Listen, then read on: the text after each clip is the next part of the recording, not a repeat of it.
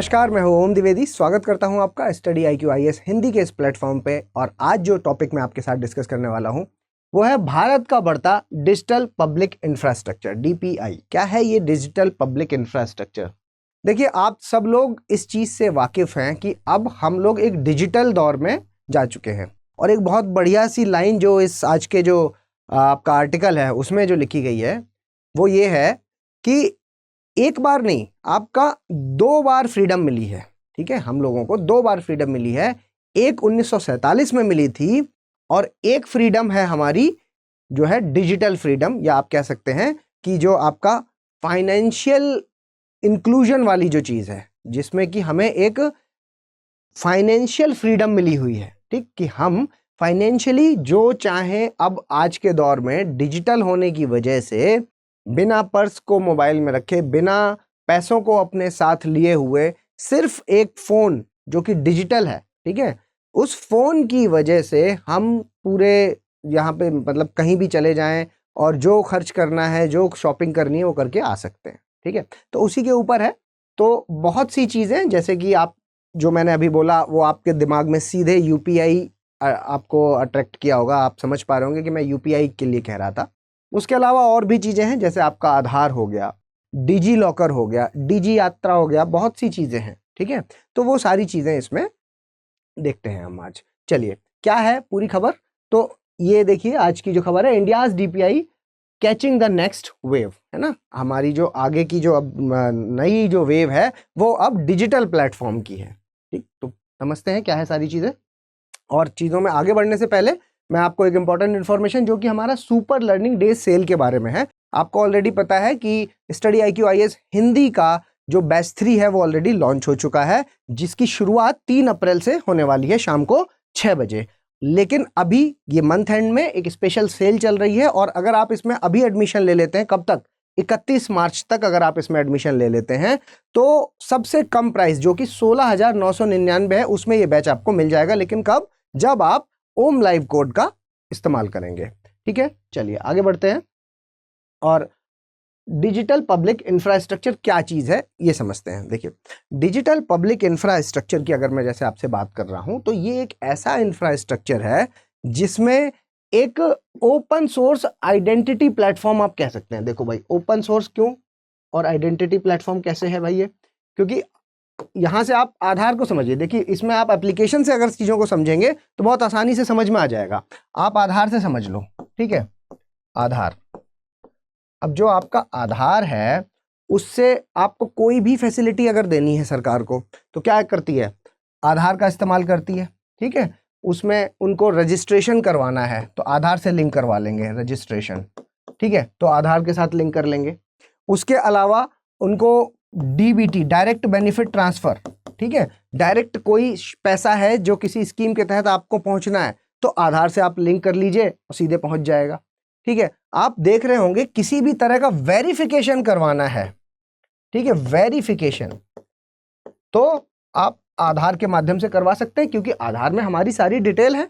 ठीक, तो आप ये चीज समझ पा रहे होंगे। जो मैं कहना चाहता हूं वो ये है कि जो आपका डिजिटल प्लेटफॉर्म है जैसे कि आधार, इसमें क्या है कि आपकी सारी इंफॉर्मेशन एक जगह पर दे दी गई है। ठीक है, अब एक जगह पे आपके पास इंफॉर्मेशन है जिसके आधार पर आप सब चीजें, सारी चीजों की सुविधाओं का, जो भी गवर्नमेंट की फैसिलिटीज हैं उन सारी सुविधाओं का इस्तेमाल कर पा रहे हैं। ठीक है, उसी तरह आप एक और एग्जाम्पल समझिए। आप डिजी यात्रा आपने सुना होगा, है ना, डिजी यात्रा या डिजी लॉकर भी हम समझेंगे, डिजी लॉकर, डिजी लॉकर। ठीक है, डिजी यात्रा ये क्या है? इसमें जैसे आप एयरपोर्ट में जाते हैं, ठीक है, तो एयरपोर्ट में जब आप जाते हैं तो उसमें क्या होता है कि आपको अगर आपके पास, आपने इसमें अपनी इंफॉर्मेशन डाल रखी है तो पेपरलेस तरीके से, बिना पेपर का इस्तेमाल किए हुए आप डायरेक्ट सारी प्रक्रियाओं को पार करके सीधे आप फ्लाइट तक पहुंच सकते हैं। ठीक है, जबकि अगर आपने ये नहीं किया हुआ है तो, और ये निःशुल्क है, सबसे इंपॉर्टेंट ये निःशुल्क है। ठीक है, निःशुल्क होने की वजह से, निःशुल्क होने की वजह से क्या है कि इसमें मतलब आप लोग बढ़ चढ़ के हिस्सा भी ले सकते हैं। और सबसे इंपॉर्टेंट चीज कि देखो, ये ऐसी चीज है कि क्लियर नाम से, किस नाम से? Clear, CLEAR। ऐसा नहीं है कि ये सिर्फ भारत में ही हो रहा है, विदेशों में, यूएस में भी होता है, लेकिन उसका नाम क्या है वहां पर, क्लियर। ठीक है, क्लियर नाम से जो विदेशों में, यूएस में होता है, उसमें पैसे लगते हैं, मतलब उसमें कुछ डॉलर है, आई थिंक 350 के आसपास कुछ डॉलर है। ठीक है, लगभग $350 आपको पे करना होता है एक 4 मेंबर की एक फैमिली के लिए। ठीक है, तब जाकर के वहां पर हो पाता है। यहाँ ये चीज निःशुल्क हो रही है, सारी इंफॉर्मेशन क्या है इसके अंदर पड़ी है, आधार के साथ वो लिंक है। ठीक है, तो आपको क्या पूरी तरीके से ट्रैक किया जा सकता है और एक बार में बस आपको वो दिखाना है अपनी आईडी और सीधे पास कर सकते हैं आप, है ना। तो कितना अच्छा है। तो ये क्या है, ये कैसे हो पा रहा है, ये सब डिजिटल इंफ्रास्ट्रक्चर की वजह से हो रहा है, क्योंकि डिजिटली हमने अपनी चीजों को इतना साउंड बना लिया है, इतना बेहतर बना रखा है कि हम डिजिटली और आगे बढ़ रहे हैं। और हमारी जो टेक्नोलॉजी है ना, अभी टेक्नोलॉजी से याद आया कि अभी आपको पता है कि G20 की मीटिंग हुई है। ठीक है, और G20 की मीटिंग में भारत ने प्रेसिडेंसी की है, हमने कल डिस्कस भी किया था इस पर। तो भारत जब ऐसे प्लेटफॉर्म पे अपनी बात रखता है और भारत को जब ये माना जा रहा है कि नहीं भाई, डिजिटल टेक्नोलॉजी वाले मामले में भारत जैसा देश बहुत अग्रणी साबित हो रहा है, तो वो एक अपने लिए एक साख की बात है, मतलब एक अच्छी इंपॉर्टेंट बात है अपने लिए, है ना। भारत की जो इज्जत है उस वो वर्ल्ड लेवल पर आप कह सकते हैं बढ़ रही है। ठीक है, और हमारी टेक्नोलॉजी है उनको हम सब पूरी दुनिया के सामने बता पा रहे हैं कि हम ये सब चीजें कर रहे हैं। खैर चलिए अपने वापस टॉपिक पे आते हैं। तो डीजी यात्रा को आप समझे, उसी तरह आप डिजी लॉकर, है ना। देखो डिजी लॉकर में क्या है कि पहले सारे डॉक्यूमेंटेशन वगैरह सब साथ में लेके जाने होते थे, अब क्या है, आपको अपने डॉक्यूमेंट हैं जो वो डिजी लॉकर में एक बार डाल देना है और वो हमेशा के लिए वहां पर मौजूद रहेंगे। अब कोई भी वेरिफिकेशन करना है, आप सीधे डिजी लॉकर से दिखाइए, आपके पास, आप ड्राइव कर रहे हैं, आपके पास नहीं है आपका ड्राइविंग लाइसेंस, डिजी लॉकर खोलिए, अगर पुलिस वाला मांगता है तो आप दिखा दीजिए सीधा सीधा। ठीक है, तो उससे क्या होता है कि आपको सब कुछ साथ में कैरी करने की जरूरत नहीं है, क्योंकि देखिए आदमी की लाइफ इतनी बिजी होती जा रही है ना, क्योंकि डेवलपमेंट में भी तो हमारा इंपॉर्टेंट रोल है ना, तो हम तो उस चीज़ों में लगे हैं। अब दिमाग में क्या है, ये सारी चीज़ें नहीं होती, तो कई बार बहुत सी चीज़ें मिस हो जाती हैं। तो उसके लिए अब आपको क्या करना है, कुछ नहीं, आप कोई कहीं नहीं, आप बस अपने इससे समझिए कि पहले जब हम फॉर्म भरा करते थे आप, ठीक है, तो पहले जो फॉर्म होता था प्रॉपर खरीद के लाना होता था, फिर पेन से भरते थे, फिर पोस्ट करते थे, ये पूरी प्रक्रिया होती थी, फिर वहां से लेटर आता था। बहुत से बच्चे एग्जाम इसलिए नहीं दे पाते थे क्योंकि वहां से वो चिट्ठी आ नहीं पाई। ठीक है, अब क्या है, सब कुछ ऑनलाइन, क्योंकि ऑनलाइन प्लेटफॉर्म हम हैं जो, और उसका पेमेंट कैसे हो रहा है, गेटवे के थ्रू हो रहा है। तो आप ये देख रहे हैं कोई एक चीज से नहीं हो रहा, ये सब आपस में लिंक है। ठीक, ये सब आपस में क्या है, लिंक है। ठीक है, तो आप ये, और इसके अलावा डिजी लॉकर आप समझ गए कि डिजी लॉकर में क्या है, आपको अपने सारे डॉक्यूमेंट हैं जो वो आप डाल लेते हैं, और फिर उसके बाद जब भी जरूरत है वेरिफिकेशन की या कभी आपको जरूरत पड़ती है तो आप वहां से डायरेक्ट फेच कर सकते हैं, निकाल सकते हैं, और वो हमेशा वहां पे मौजूद रहेगा। ठीक है, और ये वैलिड है, गवर्नमेंट ने इसको वैलिड कर रखा है। ठीक, इसके अलावा जो सबसे इंपॉर्टेंट चीज, यूपीआई। भाई यूपीआई जब से आया है तब से हमें पैसा रखने की जरूरत ही कहाँ है ना, कोई उधार भी नहीं मांग सकता। ठीक है, क्यों, क्योंकि जेब में कैश नहीं है।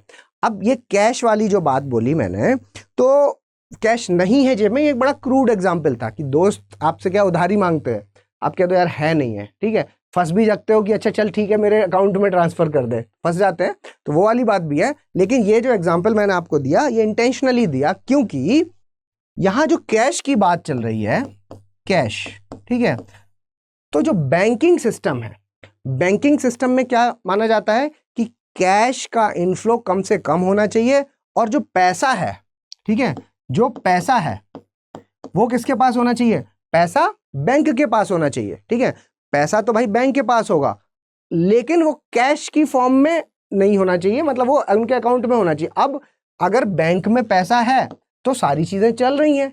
ठीक है, आप कैश से एक चीज क्या होगी भाई, ब्लैक मनी वाली चीजें हैं जो, वो उनको भी कम करने के लिए ये क्या चीज, आपका जो पैसा है वो कैश की फॉर्म में ना हो करके वो किस में होना चाहिए, वो डिजिटली अगर बैंक के पास है तो बैंक के पास हमेशा फंड मौजूद रहेगा, जिससे वो सुचारू ढंग से मार्केट को चला पाएंगे। ठीक है, एक चीज। दूसरी चीज यहां पर आप ये समझिए कि अब आपका खाता चार बैंकों में, एसबीआई में भी खुला हुआ है, एक्सिस में भी खुला हुआ है, आपका आईसीआईसीआई में भी खुला हुआ है। तो आपको ऐसा नहीं करना है कि सब खातों से अलग अलग आपको यूपीआई में अलग से बनाना है, इसका अलग और इसका अलग। ठीक है, आपको सिर्फ अपना एक यूपीआई बनाना है और उससे सबको लिंक कर लेना है आपस में, और फिर खर्च करिए, जितना खर्च करना चाहे उतना कर लीजिए।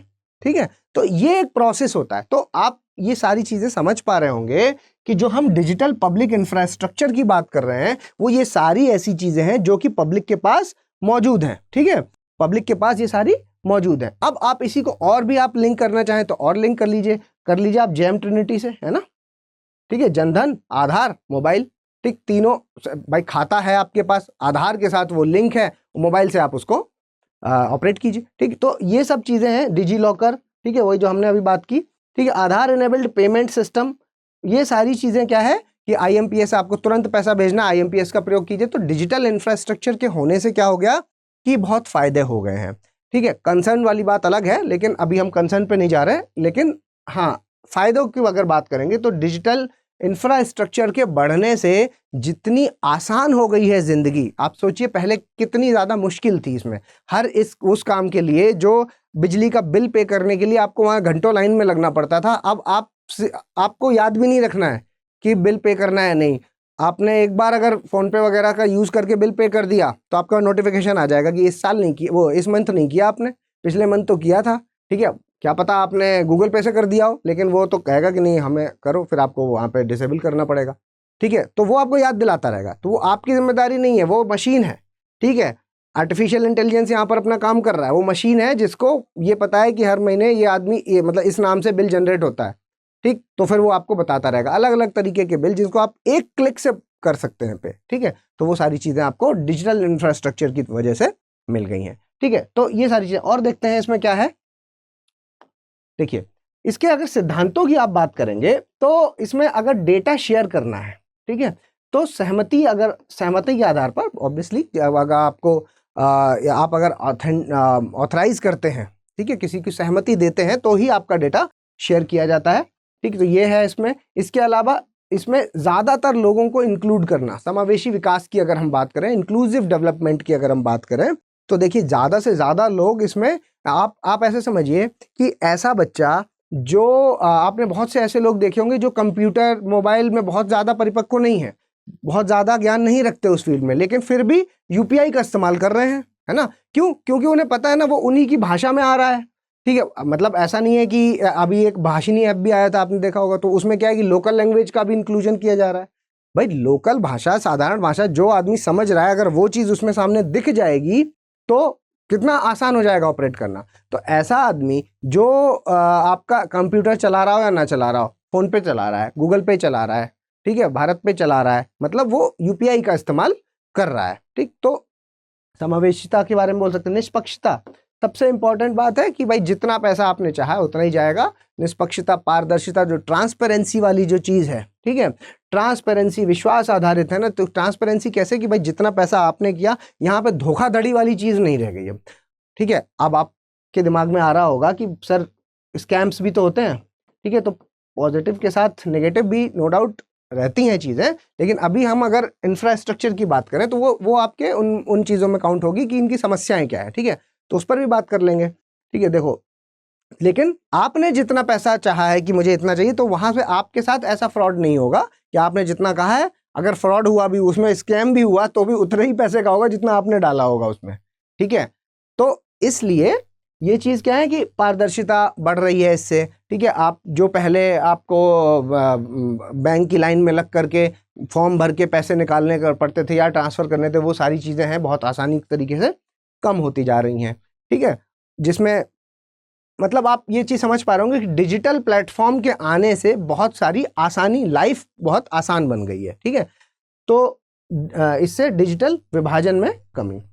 ठीक, तो ओवरऑल आपको समझना क्या है कि जो हमारा डिजिटल प्लेटफॉर्म है, ठीक है, वो एक नई वेव है। डिजिटल प्लेटफॉर्म है ना, एक तरह से एक इकोनॉमिक फ्रीडम आपको प्रोवाइड कर रहा है। ठीक है, आपको एक आर्थिक इंडिपेंडेंस दे रहा है, एक फ्रीडम दे रहा है कि आप कभी भी कहीं से भी किसी भी अवस्था में बैठ करके आप हमेशा मार्केट के साथ जुड़ के रह सकते हैं। ठीक है, तो ये वाली चीज़ है। इसके अलावा अगर हम इसके महत्व की बात करें तो देखिए, अगर इसके महत्वों की बात करते हैं तो कम लागत, ठीक, ये एक इंपॉर्टेंट चीज़ है। भाई इसमें आपका लग कितना रहा है, ना के बराबर, है ना। आपने जितना दिया उसमें आपने फ़ोन पे से अगर कोई ट्रांजेक्शन किया तो आपसे कितना लगा, कुछ भी नहीं। ठीक है, तो वो सारी चीज़ें समावेशी प्लेटफॉर्म, ठीक है, बहुत सारे लोगों को इंक्लूड किया गया है इसमें, उसी से वो प्लेटफॉर्म से ही उससे चार्ज लेकर के ही वो कमा रहे हैं उससे, है ना। मतलब अगर कोई फ़ोन या कोई अगर फ़ोन पे जो आपको इंफ्रास्ट्रक्चर बना के दे रहा है तो वो आपसे थोड़ी पैसा ले रहा है। आप फ़ोन पे से कुछ करते हैं तो आपसे पैसा लगता है क्या? नहीं लगता, ठीक। तो वो दूसरे प्लेटफॉर्म से कमा रहा है, लेकिन मतलब सबको इंक्लूड किया जा रहा है इसमें। दूसरी चीज़ है कि सार्वजनिक सेवा वितरण के लिए आसान है। सबसे इंपॉर्टेंट जो डीबीटी वाली बात मैंने अभी थोड़ी देर पहले आपको बोली थी कि ऐसी चीज़ें जो कि डायरेक्ट बेनिफिट ट्रांसफ़र के तहत सरकार देनी है। अब उसमें सबसे बड़ी समस्या क्या आती थी? करप्शन वाली, है ना, भ्रष्टाचार वाली सबसे बड़ी समस्या थी। तो जो करप्शन वाली या भ्रष्टाचार वाली समस्या थी उसको दूर करने के लिए डायरेक्ट बेनिफिट ट्रांसफ़र आया।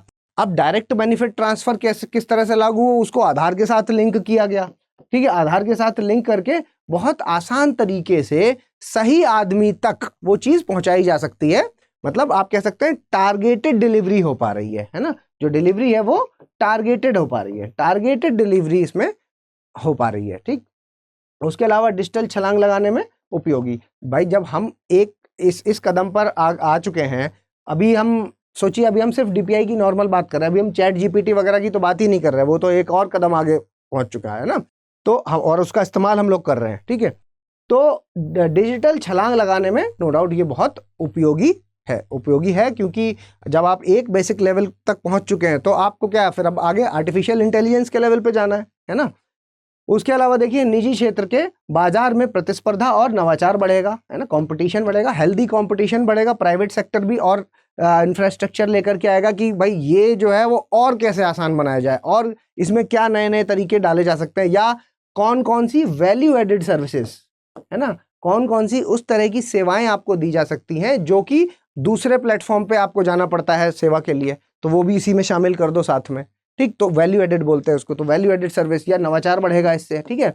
राष्ट्रों के लिए उनकी जो डिजिटलीकरण प्रक्रियाएं हैं उनका रणनीतिक नियंत्रण बनाना आसान होगा, ठीक है। तो जो स्ट्रेटेजिक चीज़ें हैं, जो आपको क्या है कि डिजिटल प्रक्रियाएं हैं, तो उसमें क्या है कि अगर सारी चीज़ें एक दूसरे से लिंक हैं तो बहुत आसान हो जाएगा उसको ट्रैक करना। अगर उसको ट्रैक किया जा सकता है तो उसके लिए नीतियां बनाना बहुत आसान हो जाएगा। सब चीज़ों को आप आधार के साथ ही लिंक कीजिए, जो कि ऑलरेडी हमने कर रखा है, ठीक है। तो उससे क्या होगा, अभी पहले क्या है कि पैन कार्ड अलग होता था, मतलब सब चीज़ें अलग अभी भी हैं वो चीज़ें, लेकिन ऐसा नहीं है कि उनका आधार से लिंक नहीं है। अब बैंक खाता है तो बैंक खाते में ऐसा नहीं है कि सिर्फ आपने ड्राइविंग लाइसेंस दे करके अपना खाता खुलवा लिया। बैंक खाते में ड्राइविंग लाइसेंस या कोई भी आपने डॉक्यूमेंट दे रखा हो, अगर आधार के साथ आधार नहीं दिया हुआ है तो वो खोलेंगे नहीं। प्लस पैन कार्ड और आधार कार्ड को लिंक करना इंपॉर्टेंट कंपलसरी कर दिया है सरकार ने। तो इस तरह की चीज़ें करने से क्या होता है कि डिजिटल प्रक्रियाओं में नियंत्रण बनाना बहुत आसान हो जाता है, ठीक है। फ्रॉड के जो चांसेस है वो कम हो जाते हैं, वो सारी चीज़ें कम हो जाती है, ठीक है। डिजिटल सहयोग सुनिश्चित करने और दीर्घकालीन क्षमता को मजबूत बढ़ाने में ये जो आपका डीपीआई है ये सक्षम है, ठीक है। तो ये चीज़ आपके समझने वाली। जो समस्या वाली बात जो हम कर रहे थे अभी, वो ये है कि देखिए अगर आप ये कहेंगे कि नहीं ऐसा नहीं है कि प्रॉब्लम्स इसके साथ नहीं है, तो बिल्कुल सही बात है, इसके साथ प्रॉब्लम्स भी जुड़ी हुई हैं। प्रॉब्लम्स क्या है भाई? प्रॉब्लम्स आपकी सबसे बड़ी प्रॉब्लम तो ये है कि डाटा की चोरी, ठीक है, डाटा की चोरी। क्योंकि आज की डेट में आप जहाँ पर, हालांकि ये इस आर्टिकल से थोड़ा आता है, अलग है, लेकिन हाँ इस बारे में भी बात करना बहुत ज़रूरी है, सही बात है। तो डाटा की चोरी है जो, वो बहुत इंपॉर्टेंट, क्योंकि आपका सारा डाटा अब एक जगह पर है। अगर इंफ्रास्ट्रक्चर में उस मानक के सिक्योरिटी तत्व नहीं मौजूद हैं तो आपका डाटा बाहर आ सकता है। तो सबसे ज़्यादा कि डाटा की चोरी होने की एक समस्या है, क्योंकि एक जगह पे ही दे रखा है आपने। दूसरा, आपका अगर जो प्रोटेक्शन सिस्टम है, सरकारी तंत्र का अगर प्रोटेक्शन सिस्टम है, अगर वो मजबूत नहीं है तो उस पर अटैक हो सकते हैं, है ना। तो वो एक डर बना रहता है। तो ये 2-3 चीज़ें हैं जो एक समस्या है, जिसके लिए सरकार को अपना जो ये वाला इंफ्रास्ट्रक्चर है जिसमें कि सिक्योरिटी वाली चीज़ें जुड़ी हैं उनको मजबूत करना होगा, ठीक है। चलिए आगे बढ़ते हैं। आगे अगर इसके आप अनुप्रयोगों की बात करें तो जेम ट्रिनिटी, जैसा मैंने बताया, आधार मोबाइल बैंक खातों को के साथ इसको जोड़ना। डिजी लॉकर पर हम बात कर चुके हैं। डिजी लॉकर में क्या है कि आप इंपॉर्टेंट जो दस्तावेज हैं उनको रख सकते हैं। भारत बिल पे, यूपीआई, इस पर भी हम बात कर चुके हैं, क्योंकि यूपीआई में क्या है, आपको करना है कि बस एक जगह पर बैठे बैठे सारा काम हो जाएगा, सारे पैसे का भुगतान है जो वो सब एक जगह से हो जाएगा। उसके अलावा आधार सक्षम भुगतान प्रणाली, AEPS, ठीक, IMPS तत्काल भुगतान सेवा, कोविन टीकाकरण के लिए, ठीक है। देखो आपने देखा इसमें कि आप एयरपोर्ट पहुंचते हो, वो कहता है कि नहीं सर सर्टिफिकेट चाहिए। अब आप तो घर से लेके नहीं, आप क्या करते हो, सीधे कोविन की वेबसाइट खोलते हो और वहां से अपना डेटा निकाल लेते हो कि हाँ मुझे 2 टीके लग चुके हैं, आप सीधे दिखा देते हो, या 3 टीके लग चुके हैं, आप दिखा देते हो सर्टिफिकेट। कितना आसान है आपको वहीं पे, वरना क्या आप अलाउ नहीं किए जाओगे, आप जा ही नहीं पाओगे, अपनी यात्रा पूरी नहीं कर पाओगे, या ये है ना। तो एक जगह पर ही सारे टीकाकरण का, अब क्या पूरे भारत का जो डाटा है उस एक कोविन के अंदर मौजूद है सबका, है ना। तो ये क्या है, डिजिटल प्लेटफॉर्म की वजह से ये हो पा रहा है ना। डिजी यात्रा जो हमने अभी बोला कि एयरपोर्ट में जो चेकिंग चेकआउट ये सब में घंटों आपको जो प्रोसेस फॉलो करना होता था, अब कुछ नहीं करना है, सिर्फ एक जगह पर डाटा डालना है और एंट्री करनी है और सीधे आपको चेक इन कर लेना है ना। तो ये सब क्या है, आसान हो गया। इसके अगर अनुप्रयोगों की बात करेंगे तो बहुत सी चीजें इसकी वजह से आसान हो गई हैं, ठीक है। चलिए आगे बढ़ते हैं। अगर आप और कुछ अन्य बातों की बात करें तो देखिए, संघ और राज्य सरकारों की ये कुछ डाटा है जो आपके सामने है। 1700 से अधिक योजनाओं में को संचालित करता है क्या, आधार, ठीक। तो हम 1-2 की बात तो हमने करी, लेकिन टोटल अगर आप डेटा की बात करें तो 1700 है, ठीक है। आधार प्रमाणीकरण प्रति माह 2.2 करोड़ तक पहुंच गया। अगर प्रमाणीकरण की बात करेंगे तो सोचिए डाटा आप देखिए कितना हाई है, मतलब ये आप अपने मेंस के आंसर्स में कहीं कहीं यूज कर सकते हैं इस डेटा को, ठीक। तो याद रखिएगा इसको। पिछले 12 सालों की अगर हम बात करें तो आधार की कुल संख्या 100 करोड़ को पार कर गई है। डिजी लॉकर, ठीक है, इसका उपयोग कर्नाटक पुलिस भर्ती अभियान में आपके उम्मीदवारों के जो आपका वेरिफिकेशन था, कर्नाटक में ये चीज लाइव एग्जाम्पल देखी, तो वेरिफिकेशन के लिए अब आपको डॉक्यूमेंट लेके नहीं आना था, आपको डिजी लॉकर में लेके आना था, ठीक है। क्योंकि कई बार ऐसा भी तो देखा है डॉक्यूमेंट मिस हो जाते हैं चलने में इधर उधर, ठीक है।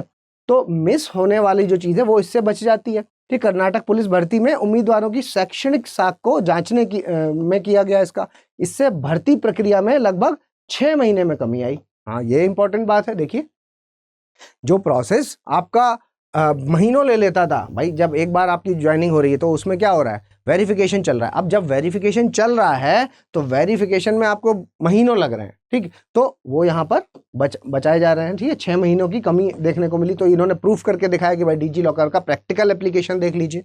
इसके अलावा यूपीआई प्रतिमाह 8 करोड़ लेन देन के पार कर चुका है।